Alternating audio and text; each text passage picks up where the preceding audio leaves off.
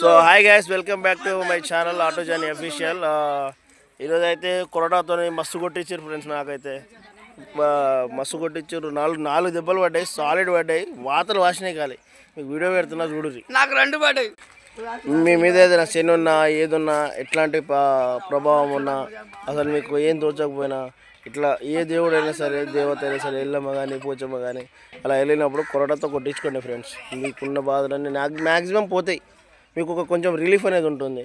మీకు వీడియో పెడుతున్నా, నచ్చితే లైక్ చేయండి, షేర్ చేయండి, వీలైతే కామెంట్ చేయండి, సబ్స్క్రైబ్ మాత్రం మర్చిపోకండి.